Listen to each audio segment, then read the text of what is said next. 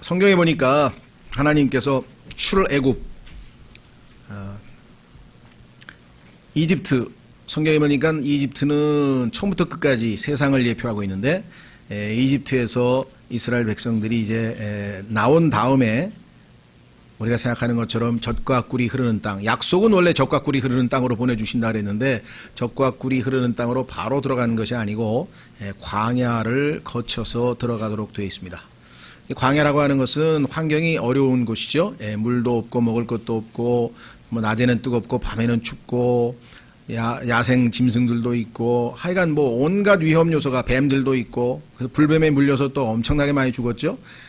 하여간 어마어마하게 참 이 생활 여건이나 이런 것이 좋지 않은 곳입니다. 글쎄요, 뭐 굳이 치자면 하나님께서 자신의 군대를 이제 만드셨으니까, 성경에 보니까 출애굽한 사람들이 주님의 군대랍니다. 근데 군대가 훈련 없이 군대가 될 수는 없을 것이고요. 그래서 아마 상당히 강력한 이제 훈련을 시키셔서, 왜 훈련을 시키시는가? 요단강을 건너서 이제 전쟁을 하러 가야 됩니다. 그렇죠? 우리가 이 땅에서 살면서 영적 전쟁이 이제 다가오는데, 전쟁을 하기 위해서는 군대가 잘 훈련이 되어야 되기 때문이죠. 그래서 지금 이제 이 광야라고 하는 것을 거치게 되어 있는데, 이 광야에서 하나님께서는 우리에게 어떤 필요를 채우시는가? 광야 생활에서 하나님께서는 계시를 자신을 나타내 주셨는데, 네 가지 방면에서, 이것 이외에도 더 찾겠습니다만 가장 명확하게 우리가 광야 생활에서 만나 뵙게 될, 또 반드시 알아야 할 주님은 네 가지 특성을 지니고 계신, 네 가지 방면에서 우리가 주님을 배우게 된다. 그래서 민수기라고 하는 책이 광야 생활을 다루고 있는데, 이 민수기에 게시되어 있죠. 자, 그래서 여기 보시면 우리가 출애굽한 후 광야를 거쳐 하나님의 도우심과 훈련, 이 훈련 속에는 징계도 포함 이렇게 했는데, 왜 그러는가? 영어로는 단어가 하나예요. 영어의 discipline이라고 하는 단어, discipline이라고 하는 단어는 문맥에 따라서 우리말로 번역할 때는 때로는 징계, 때로는 훈련. 여러분 잘 아시는 disciple이란 말이 있잖아요. 제자. 그러니까 제자가 되기 위해서는 우선 훈련을 거쳐야 돼요. 근데 훈련을 할 때 잘 말을 듣고 훈련을 잘 받느냐? 그렇지 않거든요. 그럴 때에는 징계를 가해서 바로 잡죠. 그러면 다시 훈련이 바로 되겠죠.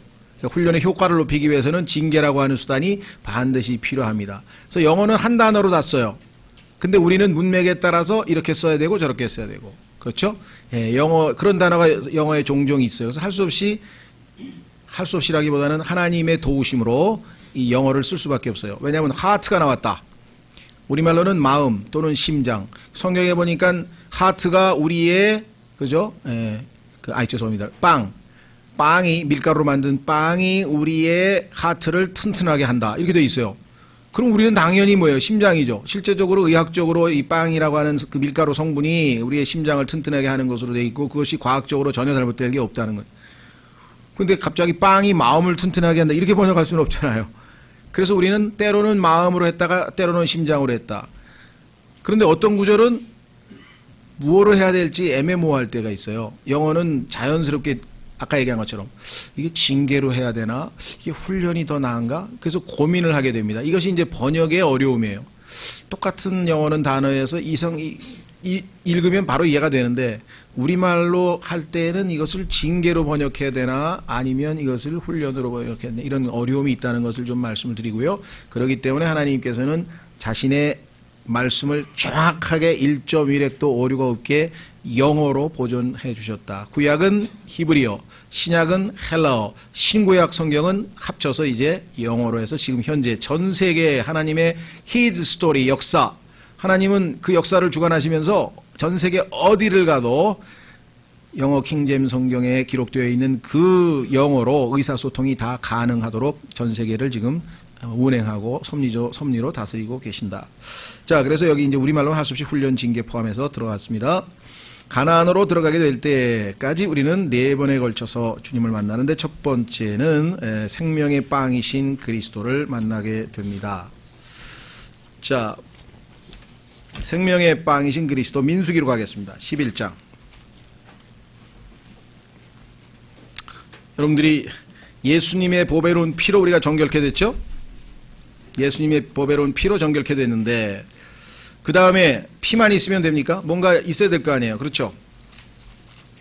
유대인들에게 6월절 어린 양을 주님께서 통해서 구출을 하실 때 하셨던 그 좋은 명령이 뭐였습니까? 누룩 없는 빵을 만들어서 먹으라고 했죠. 그래서 빵과 그 다음에 이제 고기를 먹는 장면이 나오는데 우리가 신앙생활을 하려면 하나님의 칭의, 하나님의 칭의만 얻고 구원을 얻고 죄의 형벌로부터 구원받는 것은 물론이지만 실제적으로 매일매일의 삶에서 정상적으로 신앙생활을 하려면 우리가 육신적으로 생활하려면 밥을 먹어야 하듯이 영적으로도 우리에게 당연히 영적인 양식인 하나님의 말씀이 필요하죠. 유대인들은 일단 출애굽했으니까 사막에 가니까 아무것도 먹을 게 없는 거예요. 그래서 하나님께서 하늘에서 만나를 내려보내셨죠. 자, 민수기 11장 7절. 민수기 11장 7절.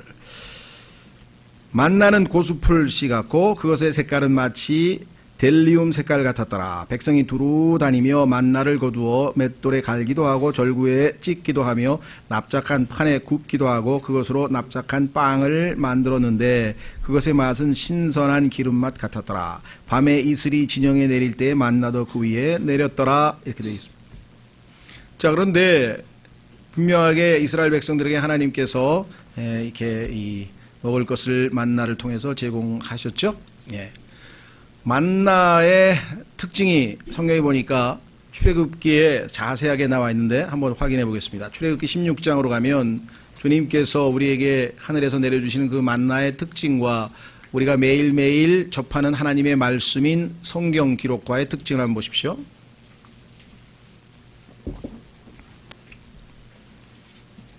출애굽기 16장 14절.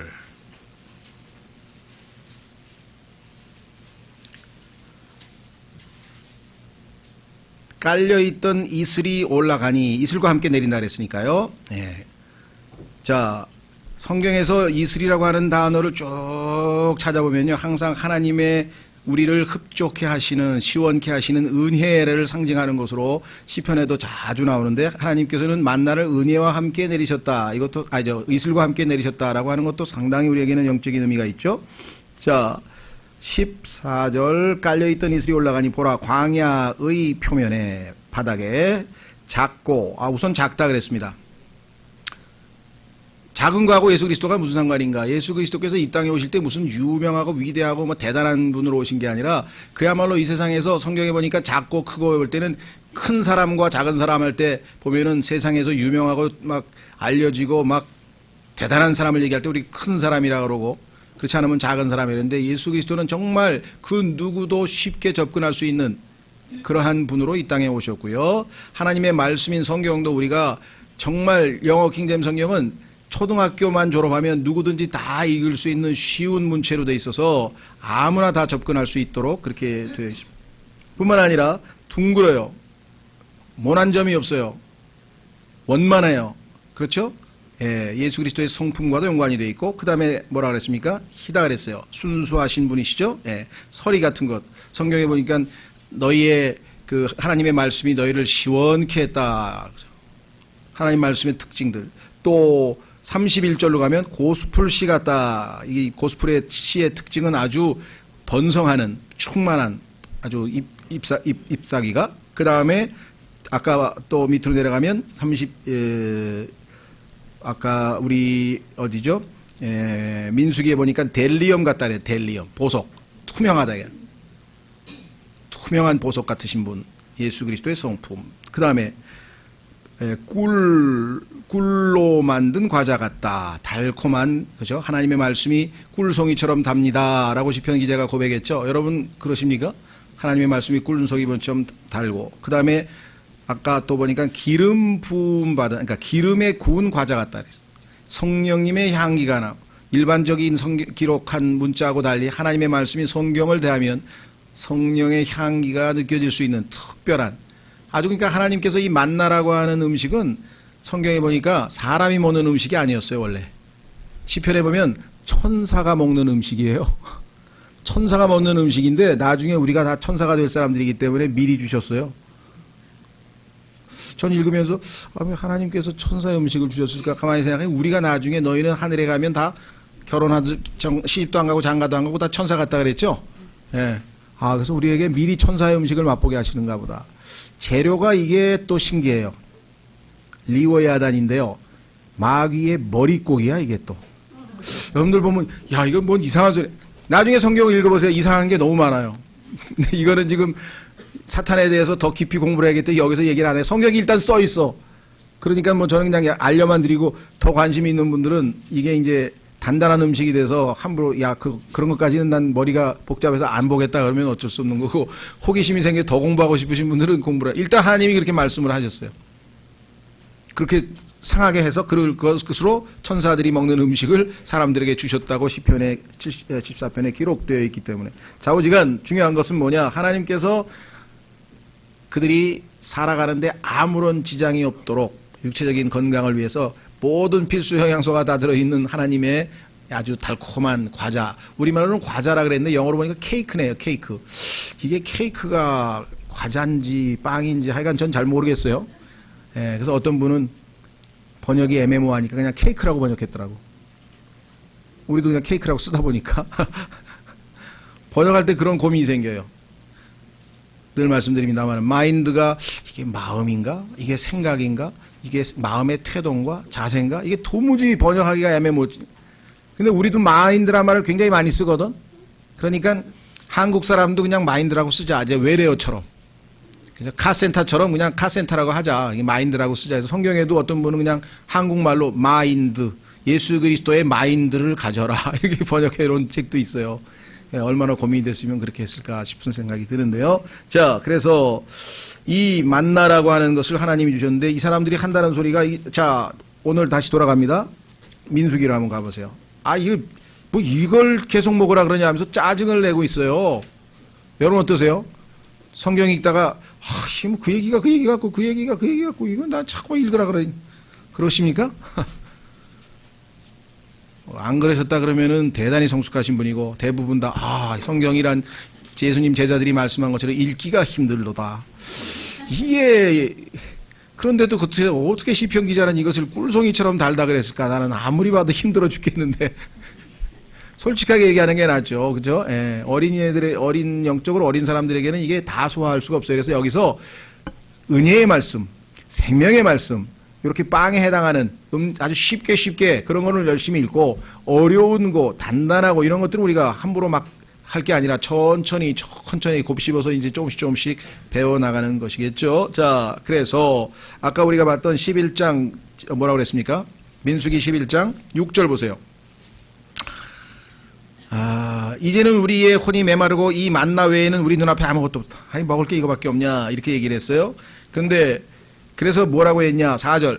그들 가운데 섞여 사는 무리가 탐욕에 빠지림에 이스라엘 자손도 다시 울며 이르되 누가 우리에게 고기를 주어 먹게 할까? 밤낮 이거 말고 고기는 없냐.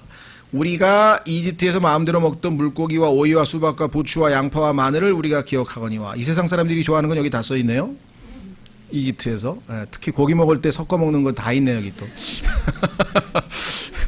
자, 이 고기는요 탐욕의 결과로 하나님이 주신 건데 이건 밤에 줬습니다. 저녁에. 메추라기 고기는 저녁에 먹습니다.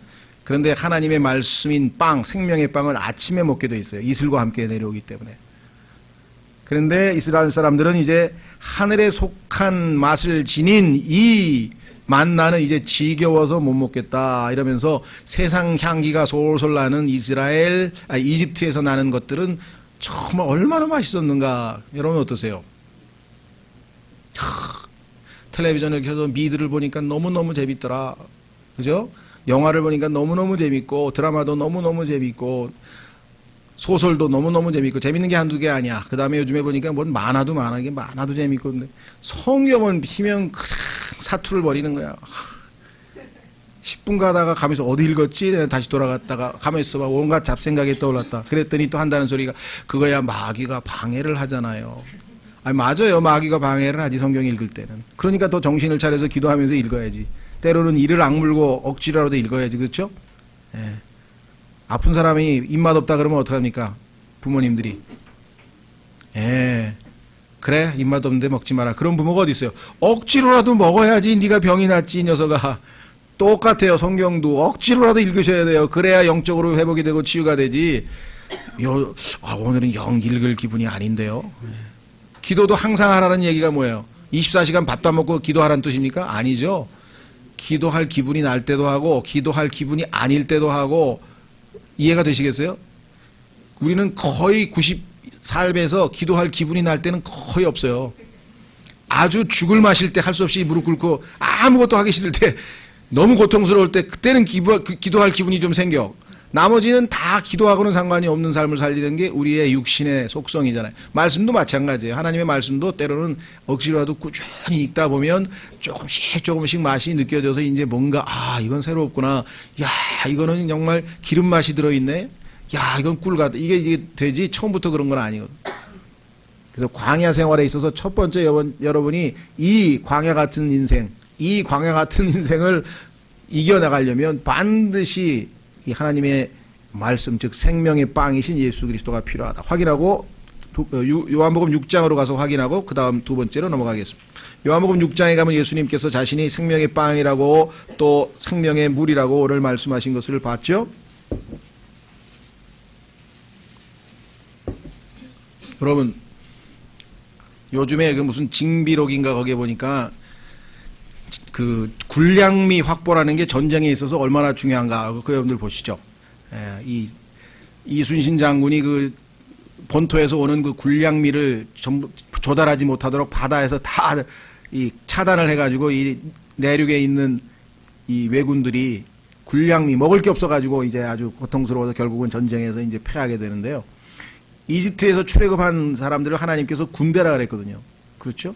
여러분과 제가 하나님의 군대인데 영적인 양식으로 식사를 잘 못하면 뭐 군인이 뭐 사기는 말할 것도 없고 체력적으로나 모든 면에서 그래서 하나님의 말씀을 꾸준히 하루에 삼시 세끼를 여러분들이 먹는다면 하나님의 말씀도 꾸준히 규칙적으로 계속해서 먹는 것이 우리의 영적 생활에 있어서 가장 기본이다라고 하는 것을 꼭 기억해 주십시오. 예. 자, 그래서 우리는 요한복음 6장으로 가서 아까 우리가 읽었던 구절 다시 한번 확인해 보겠습니다. 요한복음 6장 오늘은 아까 5절 읽었는데 34절부터 보십시오. 그때 그들이 그분께 이르되 주여 이 빵을 항상 우리에게 주소서. 그랬더니 예수님께서 너희는 지금 출애굽할 때 그들이 먹은 그 빵 얘기하는 줄 알고 있는데 내가 얘기하는 것은 나를 얘기한다 그래. 예수님께서 그들에게 이르시되 내가 곧 생명의 빵이니 내가 내게 오는 자를 결코 줄이게 하지 아니할 것이요 나를 믿는 자는 결코 목마르지 아니하리라 하면서 이제 생명수에 관한 얘기를 뒤이어서 쭉 요한복음 6장에서 이야기를 하죠. 그러면서 예수님 자기가 빵이고 자기가 음료수라 그랬으니까 그럼 어떡하란 말이에요? 예수님을 먹으란 말이에요? 그러니까 로마 가톨릭 사람들은 이것을 근거로 해서 화채설이라고 하는 교리를 만들어서 우리가 오늘 이 주에 만찬할 때 먹는 포도주가 아니죠. 포도즙 주스, 그다음에 이 그 무교병 그 누룩이 들어가지 않은 그 빵을 마치 똑 떼서 들어가지고 이 주문을 외죠. 그렇게 되면 이게 실제 예수님의 살이 된다. 또 이 그 사람들은 술인데요. 잘못됐죠. 포도주도 예수님의 피가 된다. 그래서 예수님의 살과 피를 먹고 마신다 이렇게 되어 있어요. 그래서 왜 그러냐 했더니 성경에 예수님께서 살과 피를 먹어야 된다고 써 있지 않았느냐 이렇게 얘기를 했습니다. 자, 그래서 성경에 보니까 실제로 예수님은 살과 피를 먹고 마셔야 된다라고 요한복음 6장에 그 이후에 설교에서 쭉 여러 번 강조를 하셨어요. 근데 문제는 거기서 멈춰버렸기 때문에 문제가 생겼죠. 예수님께서 다시 말씀하신 것 다시 돌아옵니다. 요한복음 6장 63절. 요한복음 6장 63절. 살리는 것은 영이며 육은 아무것도 유익하지 못하느니라. 내가 너에게 이르는 말들은 곧 영이요 생명이니라. 주님께서 말씀하시는 빵과 음료수는 다 영적인 이야기를 하는 것이고 하나님의 말씀과 성령에 대한 얘기를 하고 있는 것이지 무슨 실제 빵과 포도즙이 예수님의 살과 피처럼 돼서 그걸 먹고 마시라는 소리인 줄 착각해서는 안 된다는 것이죠. 예수님께서 주의 만찬에서 만약에 어떤 사람들이 이것이 진짜 예수님의 살이다, 진짜 예수님의 피다 그렇게 먹으면 주님의 몸에 대하여 죄를 짓는 것이라고 고린도전서에 기록되어 있어요. 무슨 말이가 되겠어요? 그래서 로마 가톨릭 신자들은 미사를 드리면서 소위 말하면 이 살과 피를 먹고 마실 때마다 죄를 짓는 것이라고 성경에 써 있다는 것이죠. 그거는 성경에서 영에 대한 것이고 우리는 하나님의 말씀과 성령을 우리가 먹고 마시는 것이다. 자, 다시 돌아옵니다. 두 번째. 교재로 주보로 가시면은 두 번째 우리가 뵙게 되는 예수님은 생명수이신 예수 그리스도. 민수기 20장. 광야 생활이 진행이 되면서 주님께서는 이제 두 번째로 필요를 우리에게 알려주시는데 그 민수기 20장에서 만나는 예수 그리스도는 누구냐? 예수님은 이번에는 20장 11절 모세가 손을 들어 그 막대기로 반석을 두 번 치매 물이 풍성히 솟아나오므로 회중과 그들의 짐승이 마시니라. 신기하죠? 바위를 내리쳤는데 바위를 두 번 내리쳤더니 거기에서 물이 나왔어요. 자, 그런데 실제적으로 유대인들에게는 이것이 마시는 물이었는데 사실은 그것이 무엇을 예표하고 있는가? 신약의 여러분과 저 우리 그리스도인들에게는 그것이 바로 누구였다? 그리스도이시다. 확인해 보겠습니다. 고린도전서 10장. 성경이 성경을 해석해 주고 있죠. 예. 고린도전서 10장.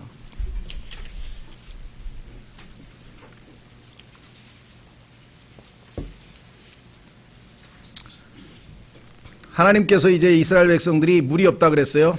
다 목말라 죽게 생겼다 그랬더니 하나님께서 뭐라고 얘기했는가 하니 모세를 불러가지고 반석을 한번 어마어마한 큰 바위 앞에 딱 세워놓고 이 바위를 이 엄청난 바위를 하나님이 주신 그 막대기로 지팡이로 한번 내리쳐라. 그러면 그 반석에서 물이 솟아난다. 그래서 내리쳐서 한번 다 이제 갈증을 해소시켰죠. 예. 그런데 얼마 지난 광야 생활이 진행되다가 또다시 그와 같은 상황이 발생해서 또 불평을 또 했어요. 그래서 모세가 지난번에 그 사건을 떠오르니까 이제 좀 짜증이 났어. 그래서 성경에 보니까 모세가 온유함을 잃어버린 순간이 바로 이 순간이었어요. 그래서 화를 내면서 나보고 어쩌라는 소리냐 하면서 이제 화가 나서 하나님 앞에 갔더니 하나님께서 한다는 소리가 하시는 말씀이 이제는 막대기로 내리치지 말고 그 반석에게 말을 해라. 물을 내라고 명령을 내라게 말을 해라. 그러면 물이 나올 것이다. 그런데 이번에 모세는 자기의 감정을 컨트롤하지 못해가지고 화가 나가지고 이 말 안 듣는 백성을 나보고 언제까지 내가 이렇게 인도해야 되는가 해가지고 가서 지난번에 보니까 한 번을 쳤더니 물이 나왔잖아요. 그러니까 이번에는 두 번을 내리쳐가지고 물은 나왔어요. 하나님께서 허락하셔서. 그런데 하나님께서 그거를 잘 기억해 두고 계셨다가 네가 나를 거룩히 하지 아니하였으므로 너는 이제 가나안 땅으로 건너가지 못하고 여기에서 죽어야 된다. 그러니까 그 실수 하나로 평생 꿈꾸던 그 요단강을 건너서 가나안 땅에 들어가지 못하는 안타까운 일이 벌어졌는데 왜 그렇게 중요한 것인가요? 성경에 보니까 여기 써 있잖아요. 예수 그리스도는 단 한 번 십자가에 못 박혀 죽으셔야 되는데 그렇죠? 자 보세요. 고린도전서 10장 1절 또한 형제들아 나는 이것을 너희가 모르기를 원치 아니하노니 곧 우리 조상들이 다 구름 아래에 있고 모두 바다를 지나가며 모두가 구름과 바다 속에서 모세에게로 침례를 받고 모두가 같은 영적 음식을 먹었으며 만나 금방 우리 만나봤죠? 그 다음에 뭐라 했어요? 모두가 같은 영적 음료를 마셨느니라. 그들이 자기들을 따라가던 영적 반석으로부터 마셨는데 그 반석은 그리스도였느니라. 그러면 하나님께서 그 반석을 내리치라고 했으니까 십자가에서 예수님은 단 한 번, 그래서 한 번이라고 성경에 나와 있죠? once for all, 단 한 번.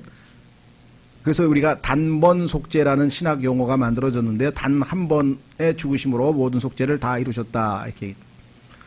그런데 그 다음부터는 어떻게 돼요? 그분은 부활하셨기 때문에 이제는 부활하셔서 살아계신 예수님께 주님 도와주십시오. 뭐뭐가 필요합니다. 라고 히브리서 4장에 보면은 살아계신 대제사장이신 그분께 은혜의 왕좌 앞으로 나가서 그분이 베푸시는 긍휼과 필요한 때에 도우시는 은혜를 받으라 하고 성경에 써 있잖아요. 그래서 하나님께서 그것을 가르쳐 주시기 위해서 이제는 말하라 에게야 반석에게 물을 내 주십시오. 물을 내라. 이렇게 해서 하나님 예수 그리스도가 반석이니까 반석이신 분께 말씀으로 고해야죠. 왜?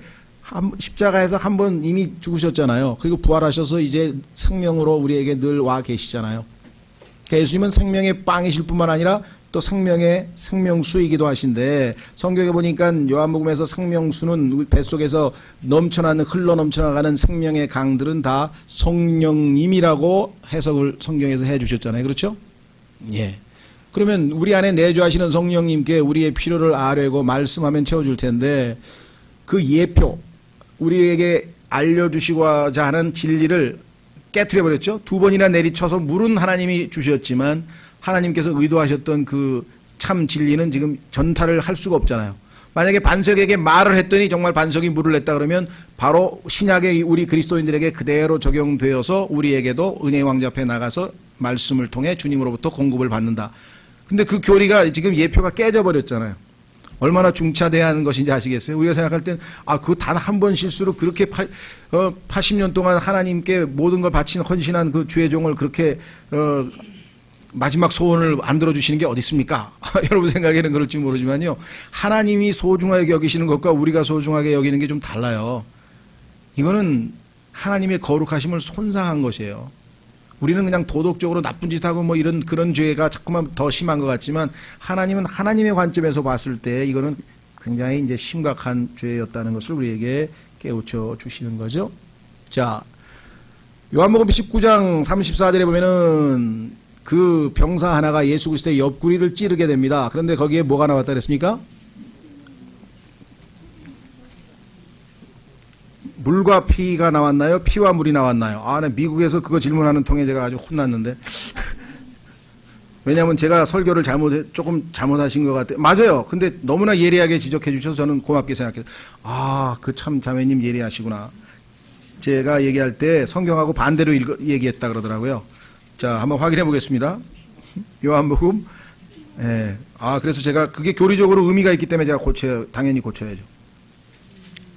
이게 의도적으로 순서가 피와 물이 되지 해야지 물과 피로 하면 안 돼. 근데 우리는 찬송가고 뭐고 전부 다 물과 피로 돼 있는 거 가지고 나도 뭣도 모르고 그냥 이렇게 강의하면서 이제 물과 피로 한 것 같아요. 근데 그 자매님이 성경에는 피와 물로 돼 있습니다. 딱 보니까 오늘 이거 설교 준비하면서 보니까 그렇지, 피가 먼저 나와야지. 자, 한번 확인해 보겠습니다. 34절, 그러나 군사들 중에 하나가 창으로 그분의 옆구리를 찌르니 즉시로 거기서 피와 물이 나오더라. 그래서 처음에는 물과 피나 물이나 내가 실수를 했지만 그게 큰 의미가 있을까 하고 그냥 그래도 성경적으로 해야 되니까 순서대로 바로 잡아서 감사했는데, 오늘 설교 준비를 가만히 하다 보니까 피라고 하는 것은 6월절 어린 양의 피잖아요. 그 다음에 생명수가 나와서 우리가 이제 영적 생활, 이거는 피는 구원에 관한 것이고 이거는 생명을 얻어서 삶에 관한 것이고, 그렇지, 당연히 피와 물이지. 이해가 되시겠어요? 성경에 나와 있는 거는 순서 하나도 다 의미 있게 하나님께서 기록해 놓으셨다는 것을 다른 구절들은 알겠는데 이 구절에서는 그걸 제가 놓쳤는데 알겠더라고요. 그래서 하나님께서 이렇게 또 이렇게 들으시고 공부하시는 분들을 통해서 많은 거를 질문을 통해서 제가 모르는 걸 또 이렇게 알려주시는구나 해서 참 감사를 했습니다. 자, 그래서 우리에게는 단순히 예수님의 보배로운 피로 우리의 죄들만 씻어내는 게 중요한 게 아니라 하나님의 자녀로서 생명력 있는, 능력 있는 삶을 살기 위해서는 물이 필요하잖아요. 빵이 필요하고 생명. 우리의 생명이 유지되려면 두 가지가 필요하죠. 먹는 거하고 마시는 거. 그렇죠. 그래서 가장 기본적인 것이 우리 광야 생활에서 하나님께서 예비해 주셨다라고 성경에 말씀되어 있습니다. 자, 그 다음에 세 번째. 그럼 이것으로 끝인가? 아닙니다. 광야 생활을 하면요, 여러 가지 어려움이 있는데 그 중에 하나가 뭐냐면 광야에는 뱀이 많아요. 그래서 이스라엘 백성들이 하나님의 말씀에 불순종하고 자꾸 불평불만했어요. 여러분들도 불평불만 자주 하시죠? 우리만 하는 게 아니라 여기 보니까 이스라엘 백성들도 그 불평불만을 자주 많이 했습니다. 그래서 하나님께서 때로 이들에게 여러 가지 형식의 징계를 허락하십니다. 그런데 그 중에 하나가 뭐였느냐 하니 불뱀을 통해서 뱀에게 물려서 많은 사람이 죽었어요. 다. 그런데 하나님께서 그 치료법이 신기한 방식으로 치료를 해주시네요. 한번 확인해 보겠습니다. 21장. 민수기 21장에 가면은, 자, 여러분과 제가 이 세상에서 신앙생활 하다 보면은 여러 가지 형태로, 뭐 그것이 육체적인 질병뿐만 아니라 하여간 다양한 형태로 우리가 어려움을 겪게 되는데, 마귀가 우는 사자와 같이 삼킬자를 찾으러 돌아다니죠. 마귀에게 물립니다. 우리도 잡히게 됩니다. 그것이 어떤 형태로 나타날지는 각 사람마다 주어진 환경에 따라 다 다르고 다르겠지만, 그런데 이때 주님께서 우리에게 치료법으로 가르쳐 주신 방법은 뭐냐? 요즘에 하도 힐링이 유행처럼 번졌는데, 사실 성경에 보면은 하나님은 여호와 라파에서 고치는, 치유하시는 하나님이라고 했을 때 하나님 자신이 바로 치유자이신데, 자, 민수기 21장 9절. 우선 4절부터 보겠습니다. 사건부터 한번 확인하죠. 민수기 21장 4절. 그들이 호르산에서 이동하여 홍해길로 에돔 땅을 돌아가려 하였으나 그 길로 인해 백성의 혼이 심히 낙담하여, 너무 힘든 여정이 있으니까 힘들어 죽겠다, 못 가겠다. 백성이 하나님과 모세를 대적하여 말하되 어찌하여 당신들이, 야, 이거 심각하네. 그렇죠? 하나님까지 싸잡아가지고 당신들이 우리를 이집트에 데리고 올라와 광야에서 죽게 하느냐? 광야에서 죽게 하려고 데려왔습니까? 가나안의 적과 꿀이 흐르는 땅으로 데려가려고. 가나안의 적과 꿀이 흐르는 땅으로 데려가면은 적들이 많이 있어요. 영적으로 전쟁해야 돼요. 그래서 여기서 특별하게 훈련시켜 주는데 그 훈련도 지금 힘들어가지고 자꾸 불평을 하네요. 거기에는 빵도 없고 물도 없도다. 우리 혼이 이 푸석푸석한 빵, 하나님이 주시는 만나가 싫대요. 싫어하노라. 그러면 어떻게 됩니까? 하나님께서 그 빵이 맛있게 해줄게. 어떻게? 불뱀이에게 물려봐봐. 6절. 주께서 불뱀들을 백성 가운데로 보내어 백성을 물게 하심으로 이스라엘 많은 사람이 죽으니라. 그러므로 백성이 모세에게 나와 이르되 우리가 주와 당신을 대적하여 말함으로 어떻게 했다고요? 하나님께서 이 음성을 들어야 돼. 죄를 지어 사오니 주께 기도하여 그분께서 이 뱀들을 우리에게서 제거하게 하소서 하매 모세가 백성을 위하여 기도하니, 하나님은 제거하신 게 아니라 어떻게 했느냐? 주께서 모세에게 이르시되 너를 위해 불뱀을 만들어. 근데 무엇이냐? 장대 위에 달라. 그러니까 이 불뱀의 재료가 뭐냐? 놋이죠. 놋. 물린 자마다 그것을 쳐다보면 살리라 하시니라. 하나님께서 하여간 유머 감각도 있으시고요, 예술 감각도 있으시고, 그 뱀을 만들려면 상당히 또 예술적인 기능이 필요할 거란 말이에요. 자, 9절. 모세가 놋뱀을 만들어 장대 위에 다니 뱀이 어떤 사람을 물었을 때 그가 그 놋뱀을 쳐다보면 살더라. 그러면 그 놋뱀이 뭐 특별한 신통한 능력이 있는 겁니까? 아니면 왜 이 방법을 썼을까요?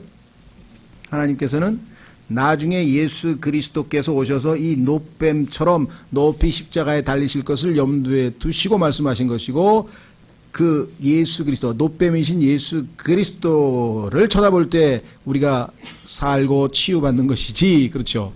그걸 알려주기 위해서, 교훈을 주기 위해서 지금 말씀하셨어요. 그런데 다름 아닌 예수님께서 그 놋뱀이 자기라고 또 설명을 해놨어요. 요한복음 3장 가겠습니다. 요한복음 3장. 아, 우리에게는 놋뱀이신 예수님이 항상 필요해요. 그분을 쳐다봐야 돼요. 여러분들이 뱀에게 물렸다 싶으면 방법은 하나밖에 없어요. 놋뱀을 쳐다보는 수밖에.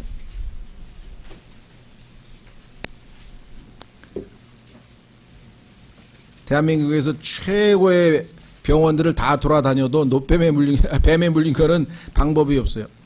자, 요한복음 3장 14절. 예수님께서 니고데모라고 하는 사람과 대화를 하시면서 이렇게 말씀하셨네요. 14절. 모세가 광야에서 뱀을 든 것 같이 사람의 아들도 반드시 들려야 하리니. 모세가 들어올린 그 뱀이 바로 사람의 아들인 나다. 이것은 누구든지 그를 믿는 자는 멸망하지 않고 영원한 생명을 얻게 하려 하십니다. 아, 그러니까 쳐다본다는 얘기는 뭐라고요? 믿는다는 뜻이구나. 그렇죠? 하나님의 말씀을 믿으면 쳐다볼 거 아니에요. 그런데 논리를 동원해가지고, 아니, 뱀 쳐다본다고 난 병 치료받는다는 건 난생 처음 들어봤네. 말도 안 되는 소리를 하고 있어. 이러고 안 믿고 안 쳐다보면 그냥 죽는 거예요. 그죠? 이 세상 사람들도 그래. 아니, 뭐 예수님이 십자가에서 죽었다가 장사했다가 부활했다고? 그분이 살아계신다고? 눈에도 안 보이는데? 그런데 그분을 회개하고 영접을 하고 믿으라고? 그러면 지옥에 안 가고 하늘나라 가고 뭐 그거 나보고 믿으라는 거야 지금? 아마 안 믿겨지겠죠. 그렇죠? 예, 다만 성령님께서 정말 역사하셔서 우리 마음속에 역사하시면 죄에 대해서, 의에 대해서, 심판에 대해서 깨닫게 하셔서 이제 예수님의 역사로 우리가 믿게 되는 건데요. 자, 그래서 예수님은 스스로가 높이 들려 올려신 놋뱀이라고 말씀을 하셨습니다. 자, 그런데 이제 그냥 뱀이 아니라 놋뱀이라고 하는 것이 굉장히 중요한 것이에요. 자, 확인해 보겠습니다. 로마서 8장. 로마서 8장. 예수님은 뱀이면 마귀 아니에요. 그죠? 예수님은 놋뱀이에요. 근데 놋은 성경에서 무슨 뜻입니까? 항상 처음부터 끝까지 심판을 상징하고 있죠.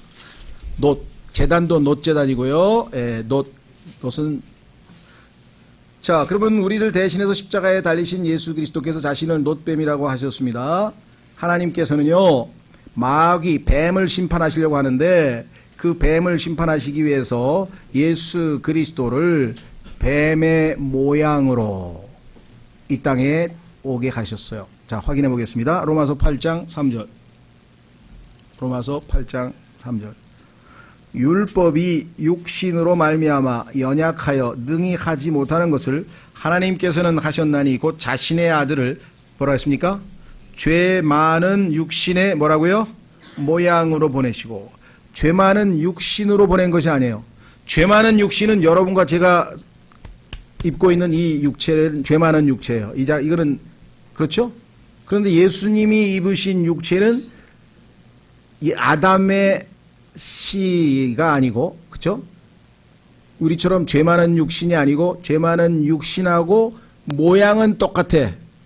그런데 그 안에 죄가 있어요, 없어요? 예수님은 없으신 분이잖아요. 예수님은 아담의 씨가 아니라 성령으로 말미암아 잉태했기 때문에 죄 있는 육신의 모양은 있지만 실제적으로 예수님의 몸 안에는 죄가 없습니다.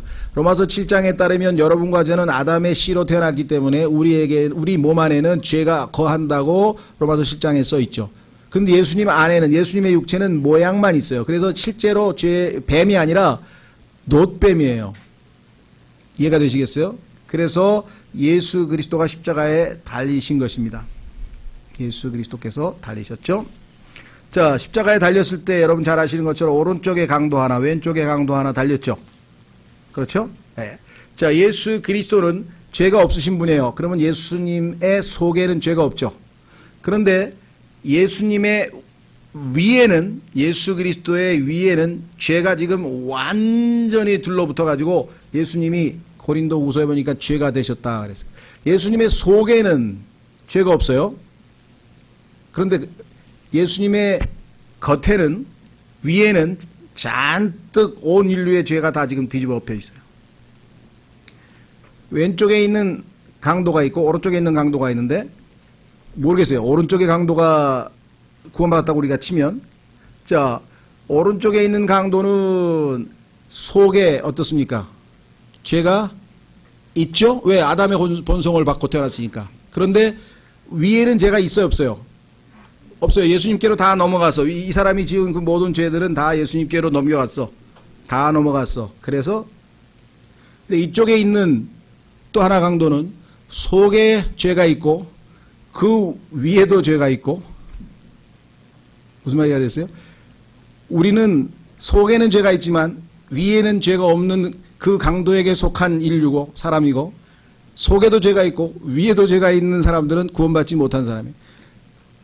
이 세 사람이 십자가에 달린 것은요, 온 인류가 예수님과 함께 십자가에 다 달린 거예요. 근데 한쪽은 예수님을 거부했기 때문에 여전히 죄가 남아있는 것이에요. 이해가 되시겠어요? 혹시 여러분들 모르겠네요. 원하시면 우리 교회에서 그려놓은 십자가 그림도 아마 그렇게 거기에 써 있는지 안 써 있는지 잘 모르겠는데, 피터 라코만 박사가 그려놓은 십자가 세 개에 보면 딱 나와. 예수님에게는 on이라고 써 있어요. 영어의 on. 위에. 이쪽 사람은 in, on. 여기는 구원받지 못한 사람. 구원받은 사람은 뭐예요? 안에 in. 위에 on이 없어. 그래서 전치사가 써 있어요. in, on, in, on. 성경을 아는 사람은 역시 예? 구원의 교리를 여기 그림 속에다 딱 그려놨구나. 그렇죠? 예. 자, 그래서 노뱀이신 예수 그리스도 참 방법은 뭐냐? 쳐다보는 겁니다. 우리가 은혜의 왕좌 앞에 가서 끊임없이 주님을 바라보는 것이에요. 결론은 이 광야 생활을 하면서는 예수님을 바라보면서 믿음으로 사는 길이 유일하게 치유되는 길이다. 어려움에서 벗어나는 길이다. 확인해보고 다음 마지막으로 넘어갑니다. 히브리서 12장. 히브리서 12장. 혹시 여러분 의료기관, 병원이나 또는 의료부대, 군대에서 보면은 의료부대의 깃발을 보신 적 있습니까? 거기 뱀이 한 마리 매달려 있는 거 보셨어요? 그게 노뱀이신 예수님 얘기하는 거예요. 치유가 원래. 그런데 마귀가 자기도 치유자라고 나서가지고 구원받지 못한 사람은 그걸 마귀로 섬기는 거고 우리에게는 그분이 노뱀이신 예수 그리스도가 되는 것이고 왜 자꾸 병원과 관련된 치료와 관련될 때 항상 뱀이 등장하느냐. 그건 성경을 공부하면 답을 다 얻을 수가 있죠. 자, 히브리서 12장 2절. 믿음의 창시자요 완성자이신 예수님을 어떻게 하자고요? 바라보자. 노뱀을 바라보자. 그래야 불뱀에게 물린 모든 것들을 치유받을 수 있다. 이 땅에서 신앙생활하면서 광야생활에서 우리가 겪는 모든 어려움에서 항상 노뱀이신 예수 그리스도를 바라볼 때 우리는 온전히 치유를 얻을 수 있죠. 마지막 네 번째. 그러면 이것만 필요한가? 아닙니다. 이 땅에서 살 때 우리에게는요 소망의 인내가 필요해요. 소망의 인내. 인내만 필요하면은 인내만 있으면은 한계가 있어요. 그런데 소망이신 예수 그리스도의 인내, 예수님이 우리의 인내가 되시면, 소망이신 분이 우리의 인내가 되시면 우리는 끝까지 견뎌낼 수가 있겠죠. 자, 그래서 성경에 보니까 예수 그리스도께서 다시 오실 야곱의 별이라 그랬대. 야곱의 별. 자, 확인해 보겠습니다. 민수기 24장 17절.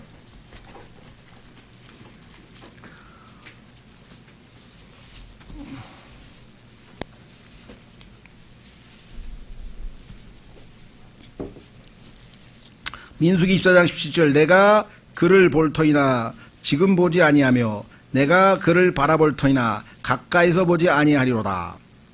야곱에게서 한 별이 나오며 이스라엘에게서 한 홀이 일어나서, 홀, 이 홀이라고 하는 말이 한자 말로 어려운데요. 어떤 성경에 보니까 왕의 지휘봉 이렇게 좀 길게 번역했더라고요. 뜻이 그 뜻이에요.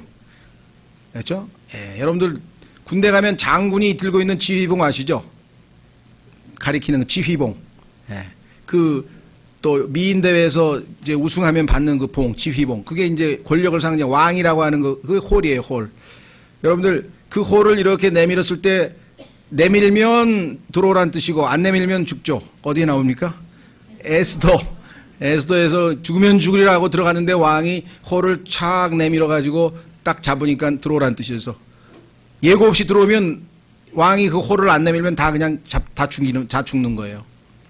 그렇죠? 그만큼 아주 권위의 권력의 상징이 바로 이 홀인데 그분이 누구시냐? 예수 그리스도이시다. 자, 그래서 우리는 여기 보시면 별이 나오고 홀이 나옵니다. 여기는 지금 별만 지금 얘기를 했는데 홀이신 예수님도 물론 당연히 우리가 앞으로 오실 왕으로 온 우주를 통치하실 천년왕국의 왕이신 예수님도 우리가 기다리지만요. 자, 우선 성경에 보니까 예수 그리스도와 별과의 관계는 무엇인가? 스타라 그랬는데요. 스타. 자, 우선 누가복음 1장 17절. 여기 죄송합니다. 시간이 없으니까 베드로 후서로 가죠. 같은 말이니까. 누가복음에는 데이 스프링이라 그랬는데 우리말로는 뭐라고 되어 있는가 하뇨? 동트는 때. 예수님의 이름 중에 하나가 데이 스프링이야. 동트는 때. 동력. 우리말로 동력 아시죠? 동력. 아침에 해가 떠오를 때. 예수님이 왜 동력이라는 이름을 가지고 있을까? 참 희한하다 그랬는데 알고 보니까 예수님은 데이스타. 새벽에 떠오르는 별이에요. 새벽별. 자, 확인해 보겠습니다. 베드로후서 1장. 예수님이 별이시구나. 여러분들은 다른 스타는 필요 없죠? 요즘에 보니까 뭐 스타들이 너무 많아가지고 뭐 스포츠 스타석 있고 뭔 스타도 있고 막 스타 병에 걸린 사람도 있다고 그러더라고. 근데 성경에 보니까 우리는 이미 스타를 지니고 있네. 우리 안에. 다른 스타를 쫓아다닐 필요도 없네. 자, 베드로후서 1장 19절. 또한 우리에게는 더 확실한 대언의 말씀이 있으니, 더 확실하다는 얘기는 더는 무엇보다 더해요? 더라고 하면 비교 대상이 있어야 될 거 아니에요. 그렇지. 체험보다. 신비한 체험을 많이 하는 분들이 있어요. 그런데 체험보다 더 확실한 건 말씀이에요. 여기는 베드로가 변형산에 예수님과 함께 올라가서 엘리야도 만나고 모세도 만났어요. 부활한 엘리야, 모세 다 만났어요. 그렇게 예수님이 왕으로 오실 예수님을 미리 호련히 영광스러운 모습으로 변화되신 예수님까지 다 만났어요. 체험 중에서 이 세상에서 최고의 체험을 했어요. 그런데 그 자기가 한 체험보다 더 확실한 게 하나님의 말씀이라고 강조를 하니까 제발 체험 여긴 찾아다니시는 분 없지만 찾아다니시는 분 있으면 이 성경 구절을 읽어주세요. 넌 지금 쓸데없는 짓을 한다. 왜? 더 확실한 게 있는데 덜 확실한 거에다 자꾸만 초점을 맞추면 그렇죠? 예. 자, 더 확실한, 그렇다고 해서 개인적으로 하나님이 주시는 신비한 체험이 잘못됐다는 건 아닙니다. 개인적으로 하나님께서 얼마든지 신비한 체험을 줄 수 있어요. 그건 너무 동네방네 얘기할 필요는 없지만, 바울도 얘기하지 말라 그래서 얘기 안 하고 있다가 하나님이 쓰라 그래서 할 수 없이 고린도 후서에는 좀 썼는데 자기라고 안 하고 어떤 사람 하나 아는데 그런 사람이 있다 그랬어요. 그러니까 여러분도 얘기할 때 자기가 체험한 건데 어떤 사람 하나 있는데 어떤 사람이 그러는데 이렇게 얘기하시면 자기 자랑 안 하면 되잖아. 자, 너희 마음속에 떠오를 때까지, 떠오른대. 언제 떠오를까요? 예수님 오실 때. 그래서 알겠어.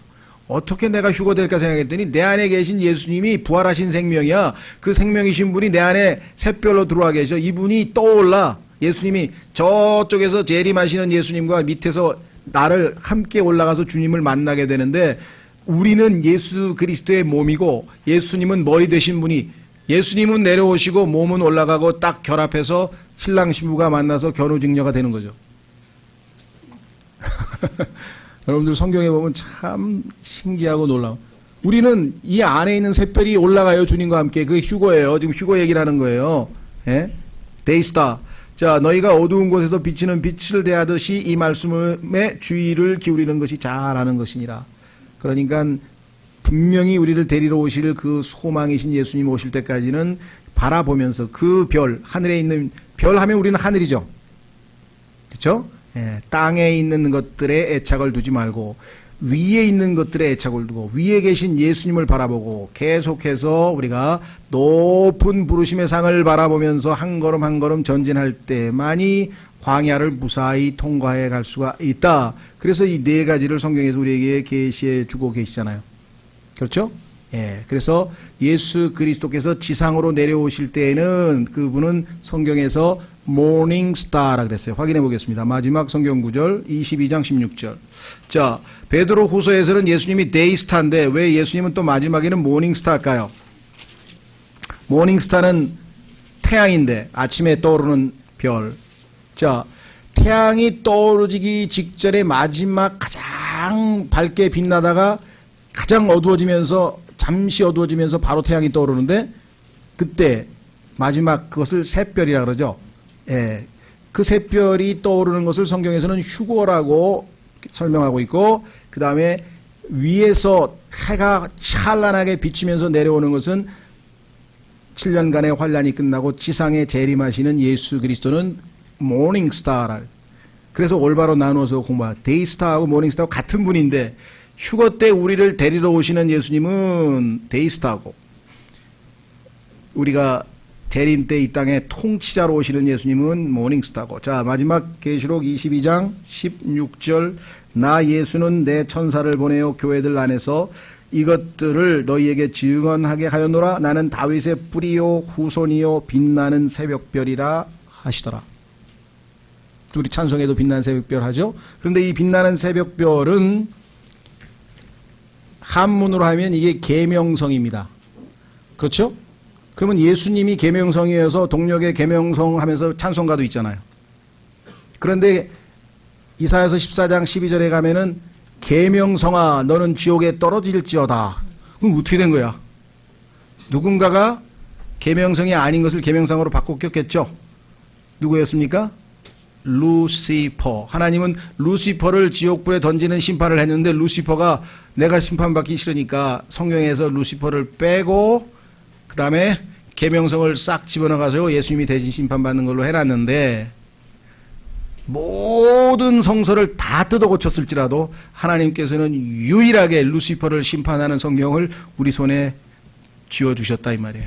그 성경을 찾아낸 게 여러분과 저예요. 은혜로. 다른 사람들은 계명성을 심판하는 성경을 들고 있어요. 예수님을 심판하는 성경을 손에 들고 다닌다니까요. 여러분이 이 성경을 들고 있다는 게 기적인 거 아시겠어요? 그 가치를 잘 모르시면 그럼 별 차이 아니에요. 어마어마한 차이가 있는 거죠. 예. 이 성경을 들고 인생을 살아간다고 하는 것은 정말 복된 것입니다. 자, 오늘은 여러분과 제가 광야 생활을 할 때 반드시 생명의 빵이신 예수님을 자주자주 잡수셔야 되고, 빵이니까 생명이신 생명수신 예수님을 자주자주 마시셔야 되고, 들려 올려진 노뱀이신 예수님을 자주자주 쳐다보면서 치유를 받고, 예수님 하늘에 떠 있는 별, 그렇죠? 그 별 대신 예수 그리스도를 소망하는 가운데 그 별을 바라보고 가셔야 돼요. 딴 길로 가시면 안 되고요. 예, 이것이 오늘 우리가 기억해야 할 예수 그리스도이십니다. 우리 홍영만 형제님 나오셔서 빵을 위해서 기도하시고